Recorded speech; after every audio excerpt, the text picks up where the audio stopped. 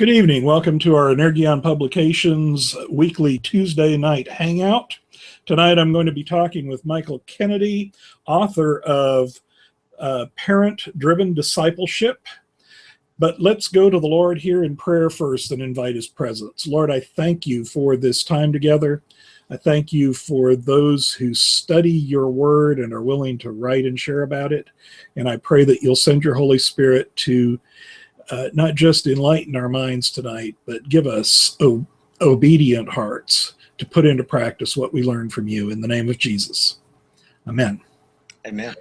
Okay, Michael, let's think about this. In America today, we pretty much assume that we have various helpers to help us raise our children. We go to work, we can send them to daycare. We have a public school system or even private schools to send them for their academic education, and we have church to take care of their spiritual growth. That's pretty much the assumption. You're kind of challenging the status quo, going against the flow, making some waves, as you will, when you do that. What's going on here? Some people would just say I'm being a little bit contrarian, so that may be part of it. But no, I think you're exactly right. I think that's the mindset in the contemporary church, and yet the problem is that's not the biblical pattern that's set out for us in the scriptures. And so first and foremost, the issue would be a biblical issue. And then on a secondary note, I would say it would be just a results issue. We're losing an entire generation right now. And so it's pretty evident that what we're doing hasn't been working. And so again, I want to drive us back to the scriptures to figure out what that looks like in terms of training and discipling our children in the church. And so hopefully that those results would look a lot different than they currently do at this point. Okay, so you're not an advocate of if at first you don't succeed, try the same thing over and over again. With a little more pizza and something like that. Yeah, absolutely. Better pizza, better basketball games, so on and so forth. That's it. Little fog lights, we can make it happen. So. Okay, so let's dive in here. Make this one a short answer before we go into more conversational form. Okay. What drove you to write this book? What's the core purpose that brought you here to write about this? Yeah, absolutely. It really was birthed out of a crisis moment in my own life when I was in seminary. Studying and realized when my wife told me that she was pregnant. I remember professors and pastors having said, "Hey, this is your responsibility to train your kids in the ways of the Lord." And so I had to ask myself, what does that look like? And am I ready? And really would have liked to have been able to stick my chest out and say, "Hey, I'm ready for this." And yet realized pretty quickly, probably a little bit from my upbringing in a Christian home, but not really experiencing that in terms of parents being intentional about sharing the gospel with me and training me in the ways of the Lord. And so I wanted to see, first and foremost, what does the scripture have to say about training our kids, and what responsibility do parents have, and how should that function within the local church? So that's where it began for me. Okay, and when you talk about functioning in the local church, we are not talking about changing the youth program and tweaking it in certain ways. I know we were joking, pizza, basketball, but I'm talking about the curriculum, what we're going to train the kids. We're talking here now about changing the center point. That's right. The location where we do this work. Yeah, absolutely. It moves from a church-centric focus where we've got paid experts that are there to disciple our kids, to teach them, but focusing more on the responsibility of the local church pastors and leaders to actually equip the parents to do what God's called them to do. And I think that's a mindset that's a shift for a lot of parents because, like you said before, I mean, they're used to taking their kids to dance, and they've got a dance instructor to teach them. They take them, well, maybe not in the Baptist church, right? But anywhere else you can do that kind of thing. But you take them to ball practice, and then if you want a little bit of extra work, you can take them to specialized lessons there. And so kind of the mindset is, let's just take them to church as long as we get them in the door. Hopefully when we pick them up when they get ready to leave, and then when they go to college, they'll be ready for what life throws at them. And yet the problem is that's not the way that the scriptures paint the picture of what the parents are called to do. And so that's my hope, and my prayer in this is to challenge parents to recognize what their responsibility is, but also challenge pastors and local churches to recognize what their responsibility is. And that's to equip the saints for the work of ministry, to equip the parents to disciple their kids, to share the gospel with them, to train them in the ways of the Lord, so that it changes an entire generation. So that's my hope in that. Again, it's not a program. It really is a change in mindset from what we're used to.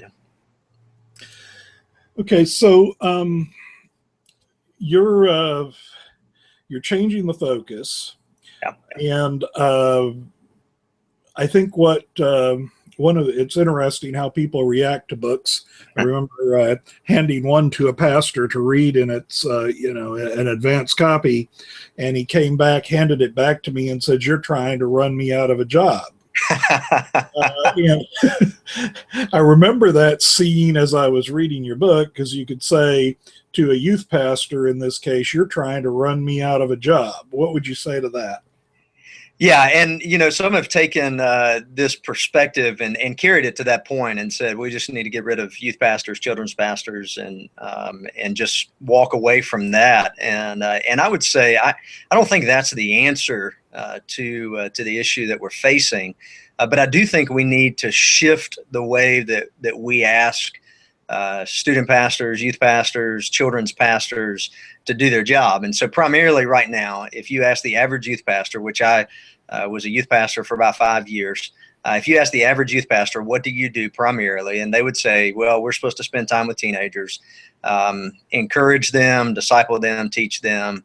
You ask a children's pastor, that's the same responsibility they say they would have as well. And what I want to do is to try to challenge churches to shift the way they're thinking about that role. That a youth pastor's primary role is not to minister to the youth, but to minister to the families that have teenagers.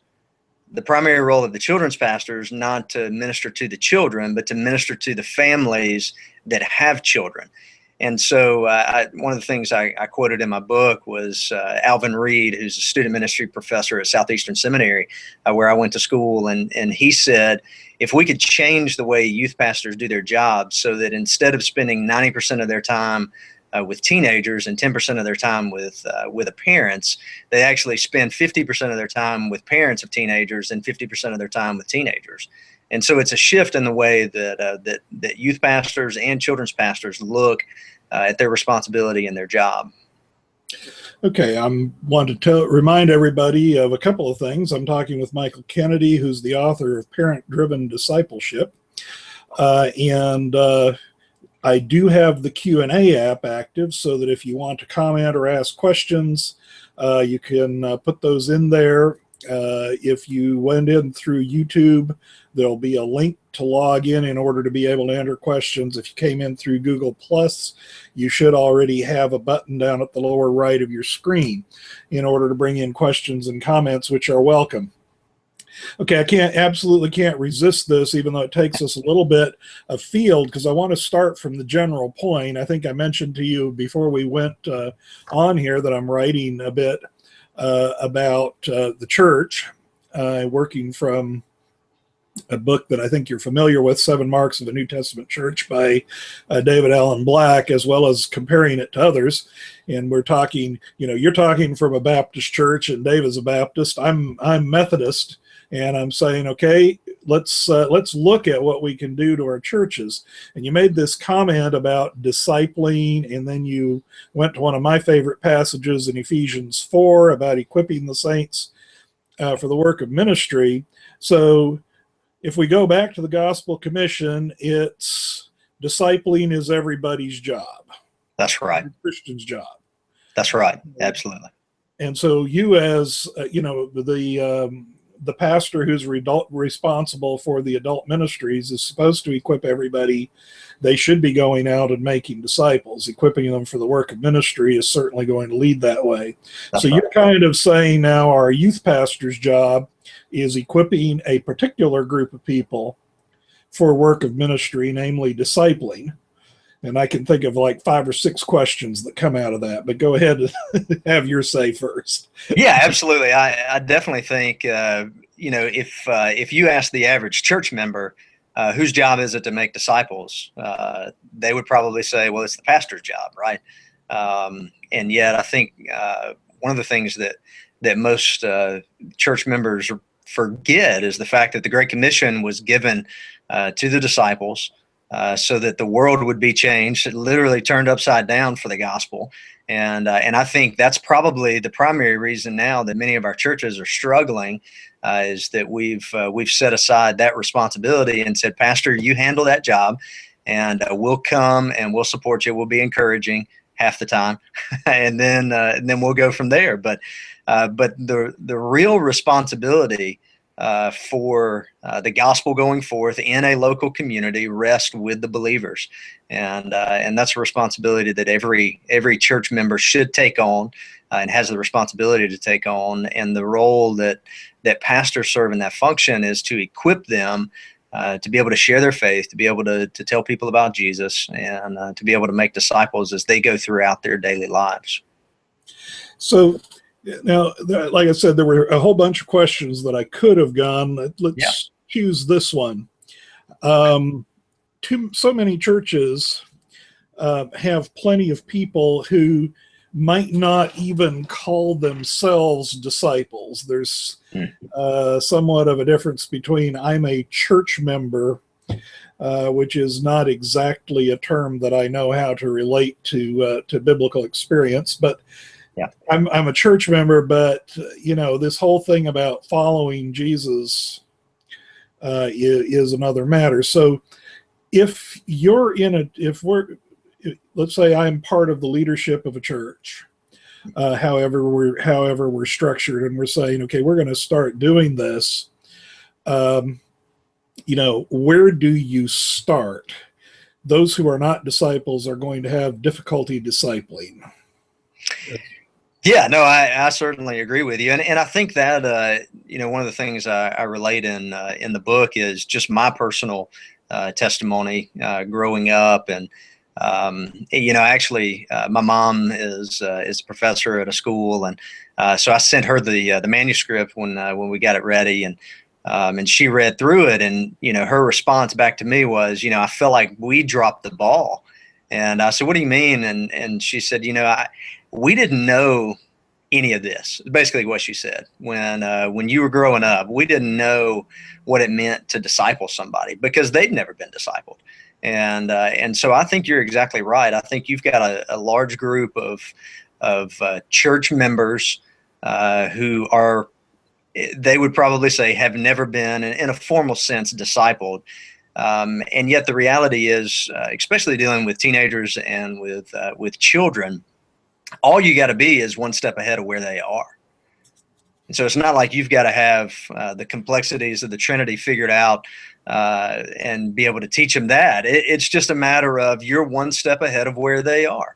And I think for the majority of parents, they look at it and they think, well, I don't even know where to start. I don't know where to go. And certainly we try in the book to say, here's some places where you can begin. Here's some places where you can start and begin to take on that role. But I think it is important for the church. And I think this has been one of the negative aspects of the church growth movement.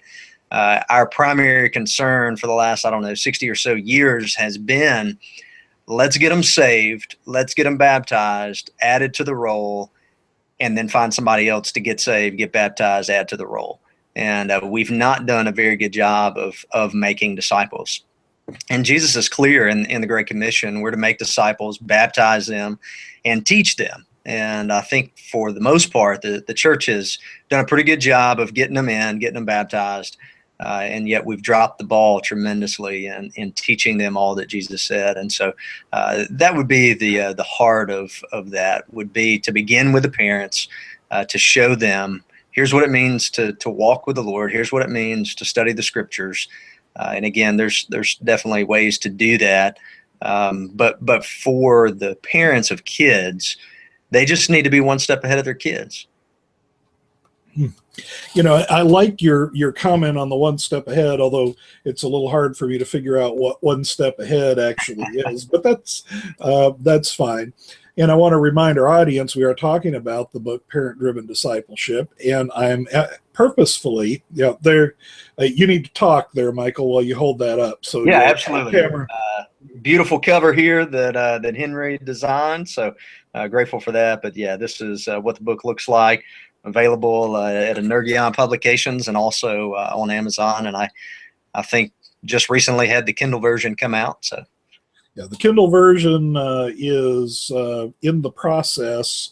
Probably you can purchase it somewhere between now and tomorrow morning for the Kindle version, and I'll add Barnes & Noble and Books A Million. I'm emphasizing some stuff that's not actually in the book, but because, of course, the book is there for the stuff that's in the book. Yeah. And we're wanting to be, to help people here with this interview. You're talking about that being one step ahead. I found something very interesting in churches, that there will be people who will say, no, I'm not a disciple. There will be people who say, no, I'm not a missionary. And when you talk to them, you find that they are actually doing these things. But the teaching, they have not been told that this is what disciples do. So you have somebody, I was talking to somebody who had a laundry list of the things that she was doing, and came to me after I'd been doing some teaching and said, you're talking about everybody being a missionary, but I'm just not, and I can't be. And it turns out that she's, I forget what all, but she had a whole list of these things. And I said, what do you think you're doing when you do that? So that's one of the things when you say one step ahead, is keeping people from imagining that I have to be, like a seminary trained theologian before I can disciple somebody. Yeah, absolutely. And one of the things that's been encouraging is to see parents, in some respects, just given some resources to begin this journey of actually driving the discipleship process with their families. And so sometimes that's all that it takes. And sometimes they're doing a lot of the things that I describe in the book, but have never really thought about it in a comprehensive sense of that they're making disciples at home. And I think that's important for us to champion, not only from the pulpit as pastors, but to encourage our families, to encourage our parents, to invest in their kids. And most parents have a great plan for their kids in terms of what they want academically, and what they want sports wise, what they want career wise for their kids, the kind of person they want them to marry, all of these things. And yet sometimes the spiritual life of their kids is not really a primary thing that they're thinking about or even planning for. And that's really what I hope to do through this book, is to challenge parents, think about it, and begin to take some steps to be sure that you're involved in your kids' spiritual lives. Okay, so now if we're doing this, well, first let me bypass before I get to that question. This really would be a church-wide kind of an effort. I'm hearing things for everybody from, all the way through the church structure is going to have something to do to make this happen. Absolutely. Yeah. It's not just, it has to, I believe, begin with the leadership, begin with the vision of we want to reach the next generation. What does that look like, and what's it going to require? And to short circuit the the parents in that process is not helpful. It's not biblical. But to look and to say, how can we as a church equip parents and see them impact their kids for Christ, and again that filters throughout the entire church, and I think that is the way that it should be. So again, this is not a program, but this is a shift in mindset to incorporate this philosophy really of ministry, of making disciples in the home within the overall context of the church. Okay, I'm going to, in just a minute, I'm going to ask you about Sunday school and educational programs within the church. But in leading up to that, I just wanted to mention, I don't even remember the name of the person who was telling the story, but it was at a conference I attended a couple of years ago. And he was talking about a Lutheran church, I believe it was, that had gone to what he called a multi-generational program in all of their catechism. So essentially what you would do is you would take the children, and he tried to have 3 generations. If you're having a young person who is learning, you want their parents and their grandparents. Or you have generations, if you can't get parents and grandparents, uncle, great uncle, aunt, great aunt. And he looked at it 2 ways, 3 spiritual generations, 3 physical generations. Right.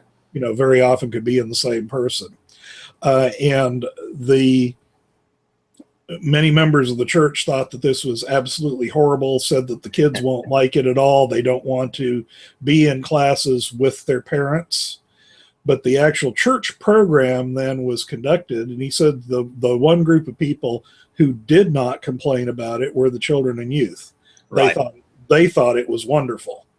Yeah. And then as the others saw that they thought it was wonderful, they would start meeting together and learning together in multi-generations. I wanted to bring that thought in there and then say, what do you see as the role of things like Sunday school, traditional Sunday school, educational programs that you might have in the church? Do we want to, move these things out of the way? Do they become a way to help parents? What's your thoughts? Yeah, I think there's certainly a place, I feel like, for age-graded teaching on a certain level. But I also think there's a place also for the corporate body to be together. And, so maybe I'm picking from both sides on that, and a convenient thing to do. But I think that it's important for us to recognize that a grandparent can speak into the life of a teenager, and a teenager can speak into a life of a grandparent. And we've seen that happen.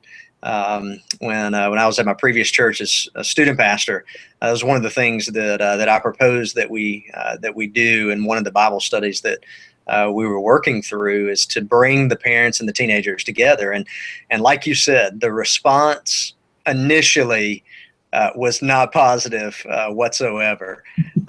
And I really wasn't expecting that, to be honest with you. I guess I was naive at that point.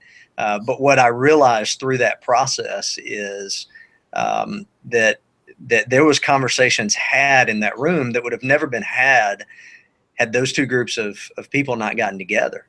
And so there's a temptation to have what I call in the book silo ministry. So you send the teenagers off in their little camp, you send the kids off in their little camp, and the adults go in their camp, and usually, depending on how big the church is, the senior adults go in their camp, and nobody has any interaction with anybody else outside of sometimes the service. And even then, certainly at some of the larger churches, you've got the teenagers have their own service, kids have their own service, and so there's no mix between the generations. And yet I think that's a vital thing to have within the local body. And so I would say there are times when teaching needs to be done at a level that a 3rd grader can understand. And teaching needs to be done at a level where a 35-year-old can understand. And sometimes those don't meet exactly. But I do think there are times when the body needs to be brought together, and it's helpful to be able to do that and see what the Lord does through that process. And I think people will be amazed by the conversations that are had, by the relationships that are developed. I think that's one of the other keys that we lose sight of, is the fact that that oftentimes our teenagers don't know our senior adults, and vice versa. And what a great thing to bring those two groups together so that they can encourage one another, pray for one another, and see that relationship develop through the body. So. Okay, and as you mentioned, of course, you do get some complaints, but I think you always get the complaints when you start challenging the way things have been done forever and ever. We ain't never done it that way before is a good church chorus. That's right. I had somebody come in the other day talking about that, and I said, listen, if you're doing the right thing, you're going to make people mad. If you're doing the wrong thing, you're going to make people mad. So just do the right thing, and somebody will get mad, and we'll just get over it. So we'll move on. Okay, I've got one audience question here, and then we're going to have a couple of announcements at the half-hour point and go back to our discussion. Let me bring in the audience question here. In this world of academic achievements and sports achievements and all the extra classes and practices we do with our children, what did you and your wife discuss, and what do you say to parents about reassessing their priorities? Speak of a way to get people to complain at you. Yeah, absolutely. Tell them to reassess their priorities. That's right. And let me speak to it from the fact that I was in the midst of that. I actually played 4 years of college baseball, and so I was playing baseball year round, travel ball, all of that. And my parents were right in the midst of it as well.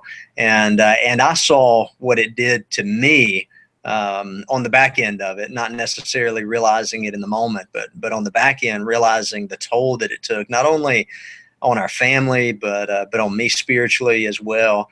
And so one of the things that my wife and I have said is our kids will be involved in one extracurricular activity. And at this point, they're young, and it's probably a little bit easier to manage. And so my oldest daughter, she takes art lessons 1 day a week, loves that. My youngest daughter, she takes dance lessons, and she loves that. But that's one of the things that my wife and I said, that we are not going to get in the rat race with everybody else, trying to, and I think really what the mindset is I want to give my kids every opportunity that I didn't get as a kid. And so we cart them all over the country, trying to give them experiences and opportunities that we didn't feel like we had. And so I've challenged our parents here to put a primary focus on the spiritual growth of their kids. And if they'll do that, then it won't matter what else happens in their lives, academics and all those kind of things. They're great. They're nice to have, but the real measure of what a person is, who a person is their walk with the Lord. And I would much rather parents invest time, invest money, invest energy, invest volunteer hours in their kids' spiritual growth and development versus the other things that are vying for their attention. Okay, I'm going to mark that question done for the moment, and I'm going to warn you of the question I'm going to ask you after the announcements, just so you can think about it, because I want to ask about. And I'll bring in a little bit of experience to back up the question, but children who either don't have parents or don't have parents who are spiritually involved, but yet come into the orbit of the ministry of the church. What do we do with the discipleship for children like that? I do want to spend just a moment or two here with announcements. First of all, I am talking with Michael Kennedy. His book is Parent-Driven Discipleship. It's just $11.99 and free shipping from Energion Direct. That's energiondirect.com. You can see how to spell that right under my name. Just add the word direct and .com to it. And you can find it there. We have all of our small group items on a buy two, get one. And if it's over $10, order free shipping within the United States. So you could make out like a bandit buying those books right now for use in your church. I want to also let you know, let's see, my own study on eschatology on my YouTube channel will be Thursday night, 7 p.m. Central Time. We're continuing, we're going to be talking about the role of the prophets, as well as finishing up a little bit out of Mark 13, which I will doubtless talk about many more times in this. Friday, we have our Global Christian Perspectives, 1 p.m. That one is timed for an audience on the other side of the Atlantic, and co-hosted by authors Elgin Hushbeck Jr. I always say he's from the left side of the Atlantic and the right side of the political spectrum. And Chris Eyre, who's in the UK, he's an associate editor with Energion. And he's from the right side of the Atlantic and the left side of the political spectrum. So we'll have a little fireworks with a couple of guests. Then next Tuesday, new author with a forthcoming book titled Ascending to the Eternal, Kingdom Exchanges Revealed. Carolyn Cote will be my guest. So we'll be talking a little bit about what that means. Kingdom exchanges should give you something to think about. So that's coming up next Tuesday night's Hangout. And remember that sale, well, it does apply to Parent-Driven Discipleship, also applies to all of our small group oriented curriculum. Buy two, get one, whether you're buying, 2 or 3 different books or buying a quantity for use. So there are our announcements. Let's get back to Michael Kennedy, author of Parent-Driven Discipleship, who's asking you to pretty much change the way you think about the world. So this is my own experience with more than one youth group where a church had a number of young people. I've seen this both with youth and with college age who are attending either a Sunday school or youth group, but they do not have parents who are church members. Which presents for the youth pastor a fairly difficult problem, besides arguing the church trustees or whoever is the responsible party into being willing to pay the utilities for young folks whose parents aren't there paying tithe. And I say that with as much sarcasm as I can. What would you say to a church in this situation? What do you do? First, I would say, what a great problem to have, and that may not be the perspective of those paying the bills.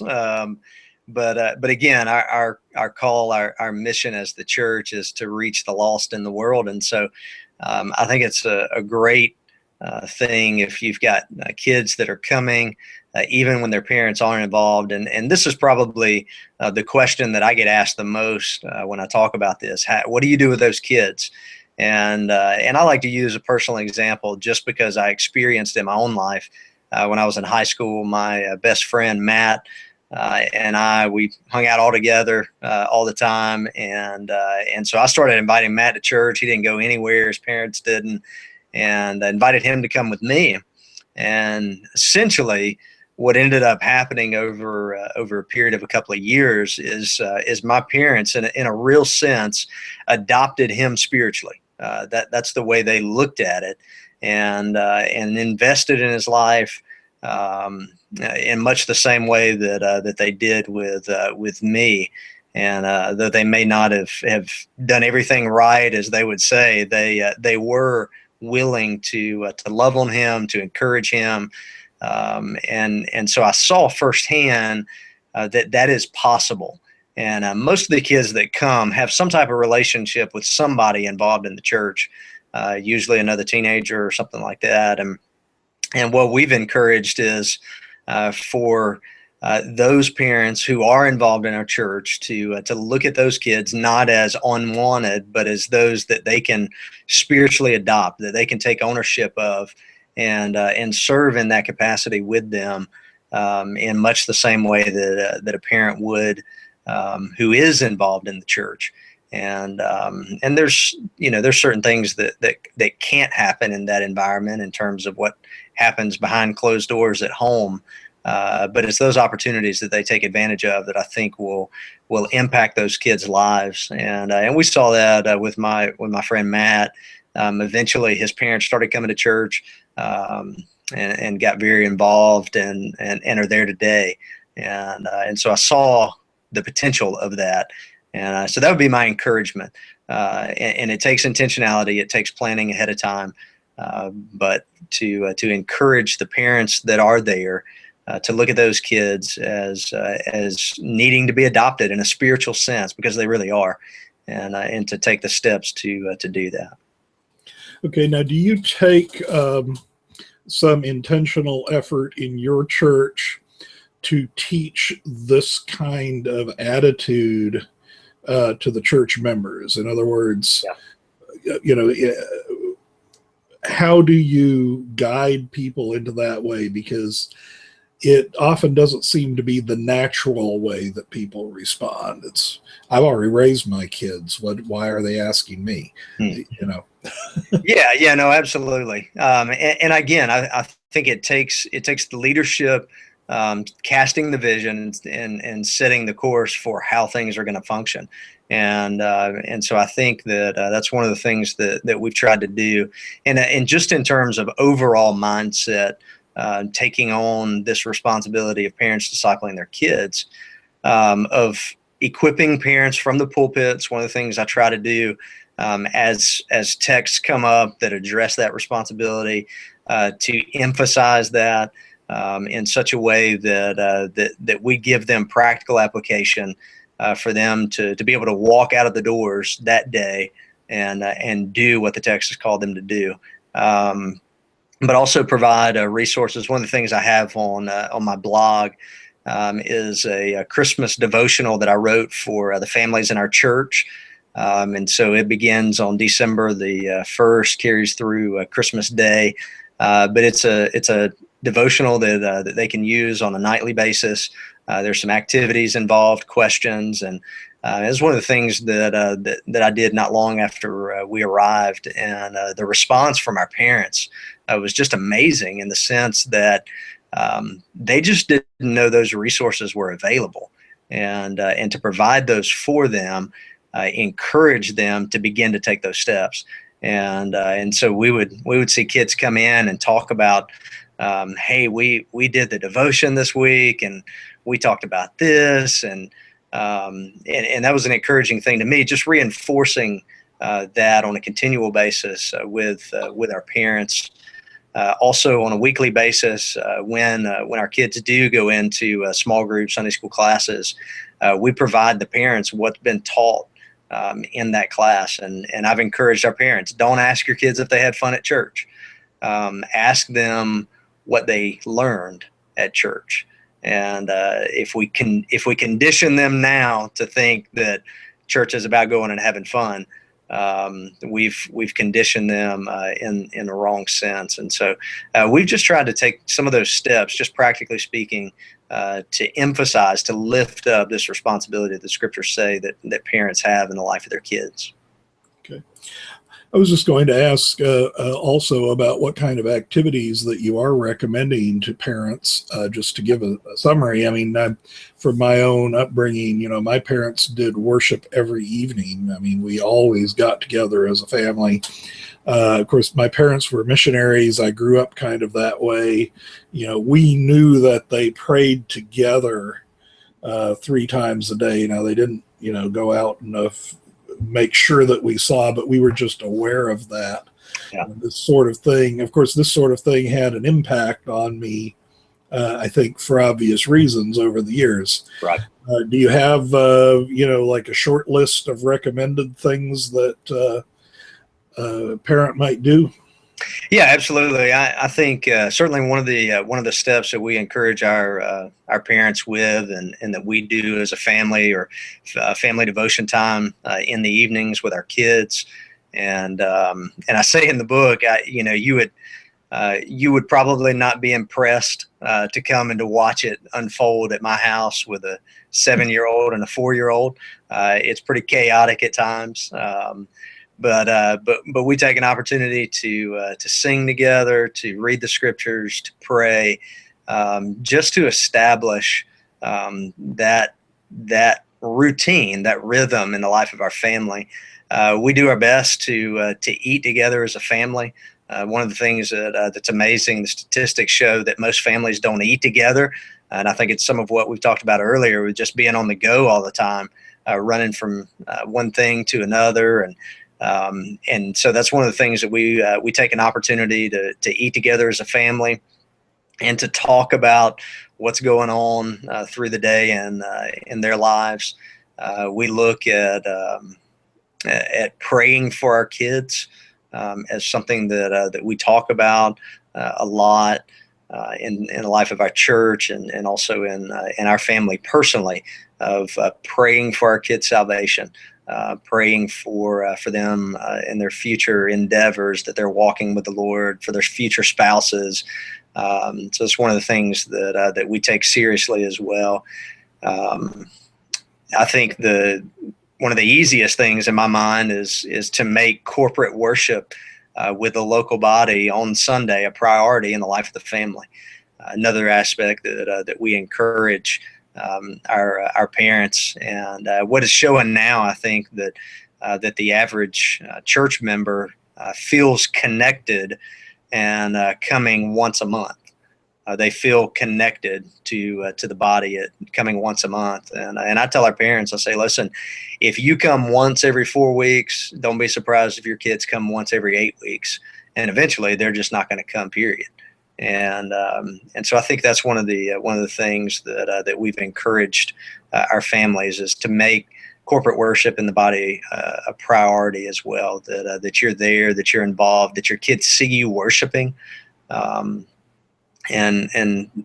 we've realized that worship, that reading the scriptures, is something that's usually caught more than it is taught. And so if they see you consistently, for instance, I get up early in the mornings and dig into the Word, and just about every morning our girls come in and find me at the kitchen table, Bible open, and they come and climb up in my lap, or come sit in the chair beside me, or whatever, and I know in them just seeing that is making an impression in their life. And so I tell our parents, take those small opportunities, those moments throughout the day, and they're usually numerous moments throughout the day, certainly throughout the course of a week, and talk to their kids about spiritual issues. You talk about school, you talk about sports, you talk about everything else under the sun. But talk about spiritual issues, answer questions, ask questions, and watch your kids come to life when they begin talking about the Lord and seeing His creation and things like that. So, that may not be a pretty list. I think it's listed out pretty cleanly in the book, but just thinking through those things, those are some things that we do as a family, and we emphasize for our church as well, to make a practice of doing those things. So.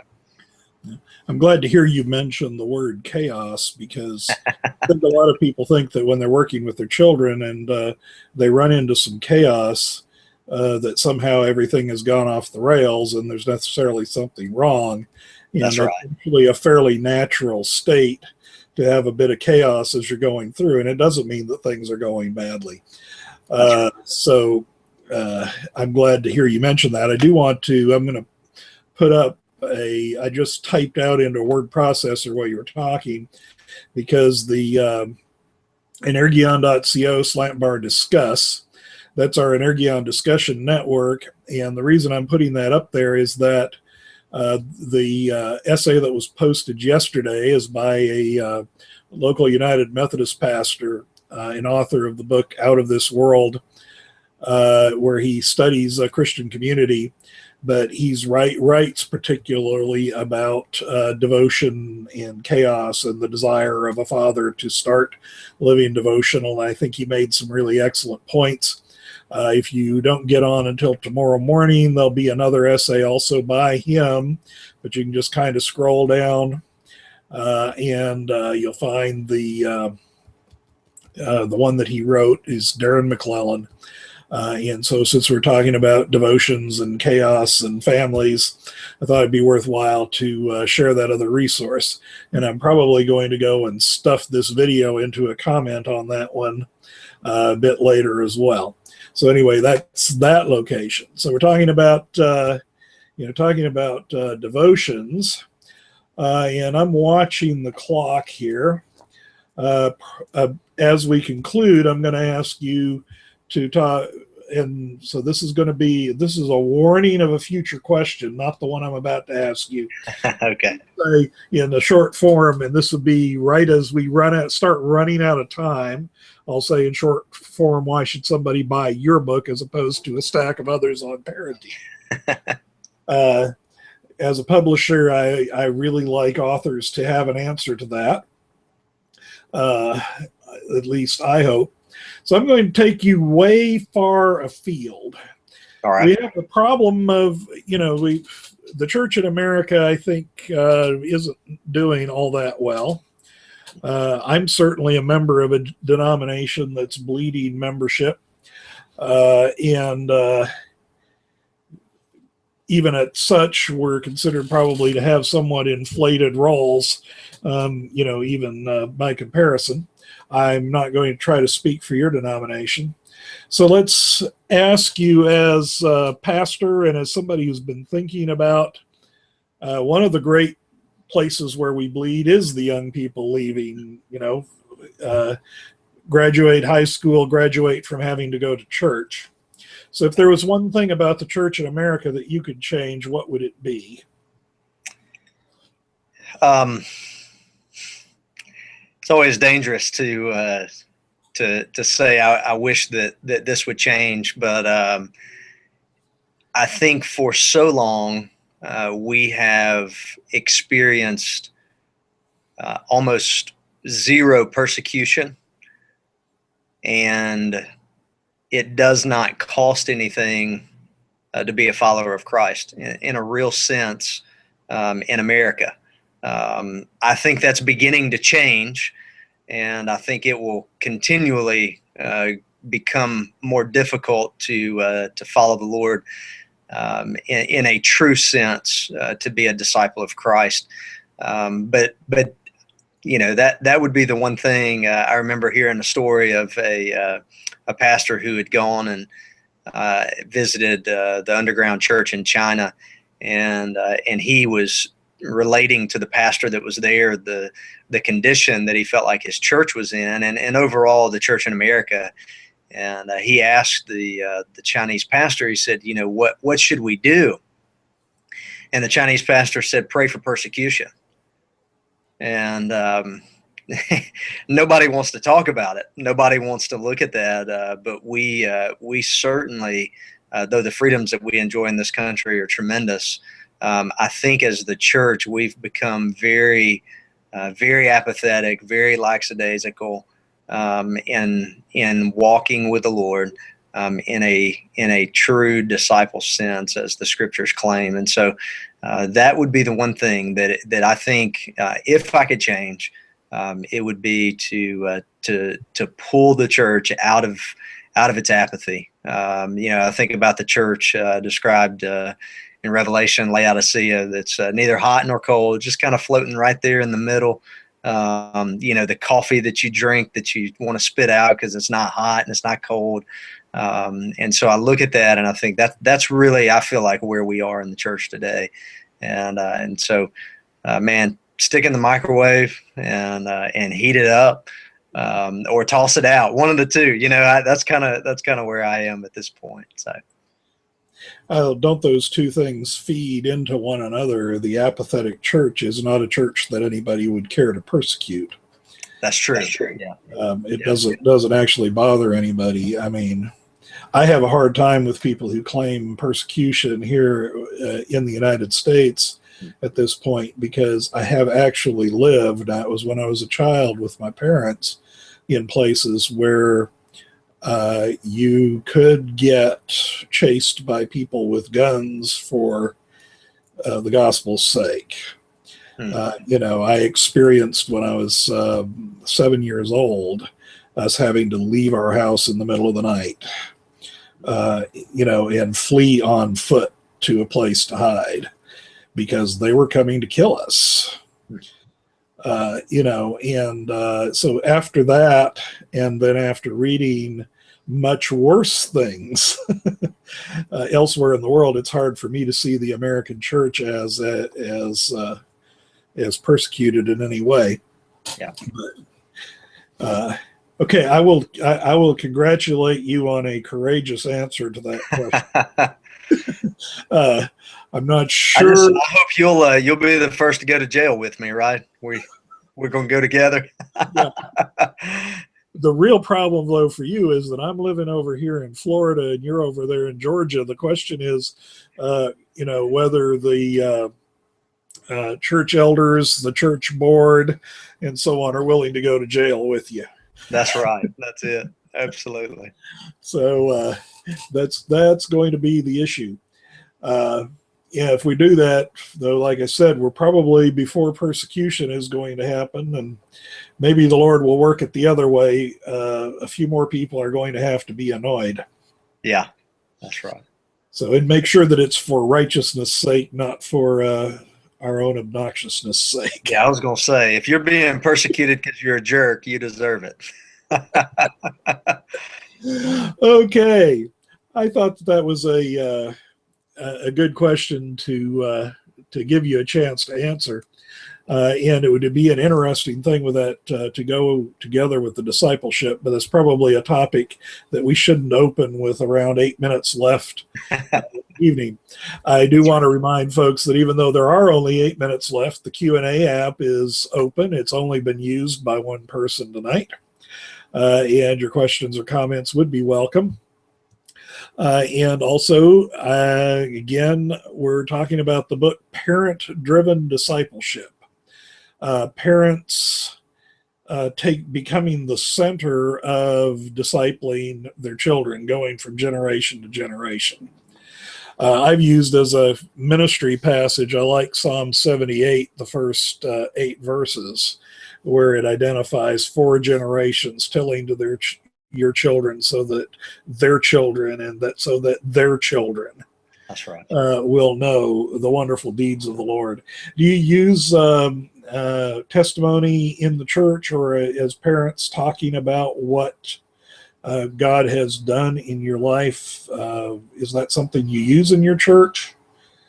Or? Probably not in the sense of kind of an open testimony time or anything like that. But certainly when we have kids who come to faith, we try to tell that story of what that looked like.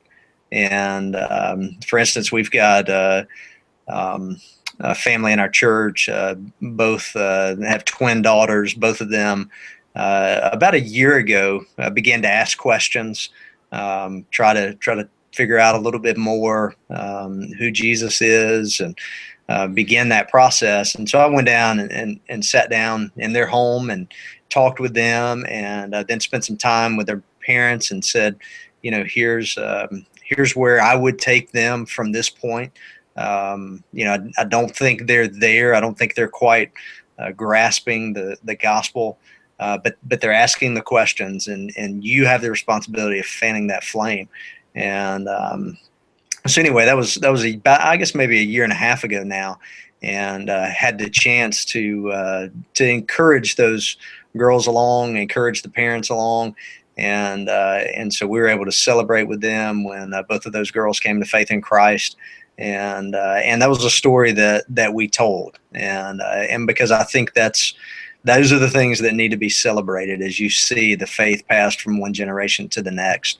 And so we need to do probably a better job, certainly in our church, but in the church overall, of telling those stories, of encouraging those parents to do what God's called them to do, and holding up what that can look like. And certainly not a guarantee, not a stamp, that's going to happen every situation. But when it does, to praise the Lord when those situations happen. So. Yeah, but there isn't. I think that would be something that people should realize, is there isn't a guarantee. And That's as right. you said way back in nearly the beginning of the show, it's not a program. It's a change in the way of life.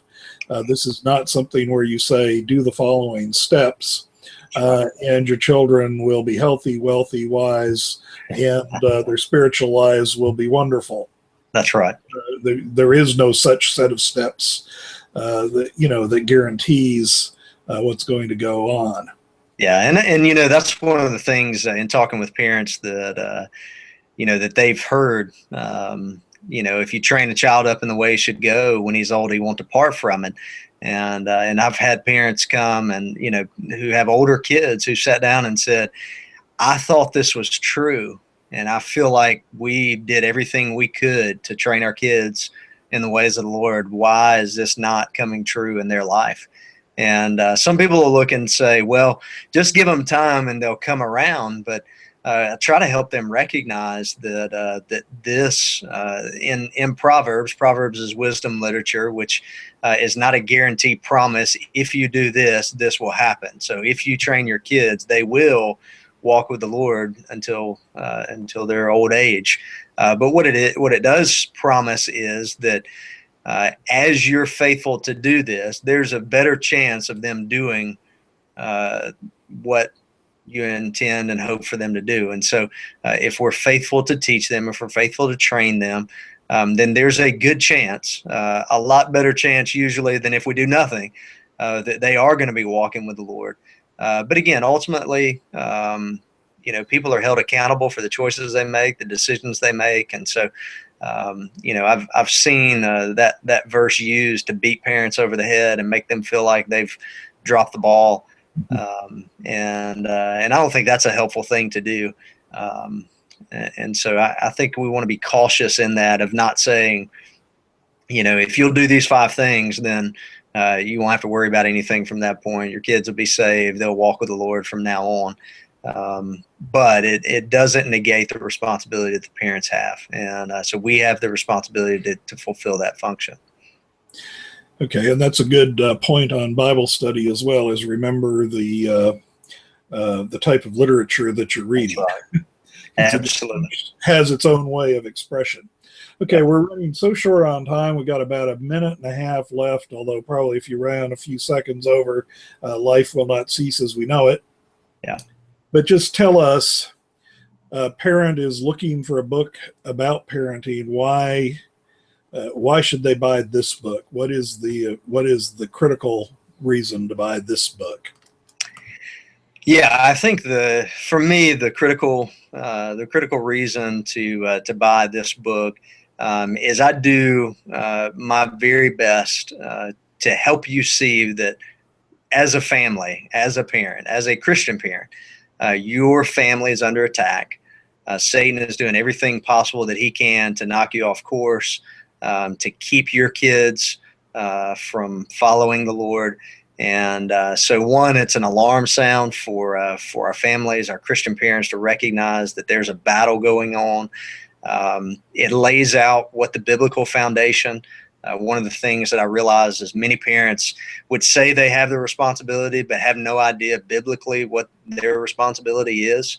And so I lay that out in the book.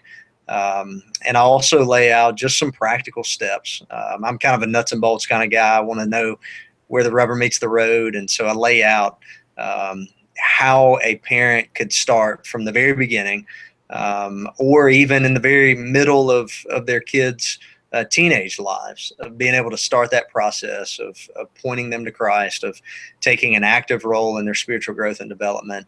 And I answer some common questions and concerns that parents and church leaders have in that. And so, I would encourage somebody to grab it. That always sounds self-promoting. Buy my book. In fact, if you'll buy 3, you'll get 1 free. That's what Henry said. So, but no, I would encourage you to grab that and take advantage of the resource that I feel like it can be.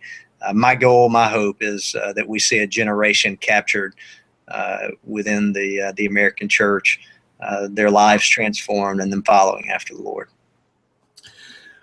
Okay, well, I always remind authors that if you write a book for the purpose of building the kingdom of God, it won't build the kingdom of God if it doesn't get read. So go ahead and promote. That's right. Absolutely. That was your purpose. I've been talking with Michael Kennedy. He's the author of Parent-Driven Discipleship.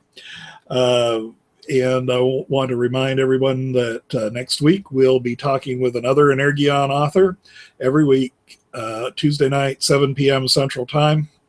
Michael, thank you for being with us. Thank you, Henry. I appreciate the opportunity.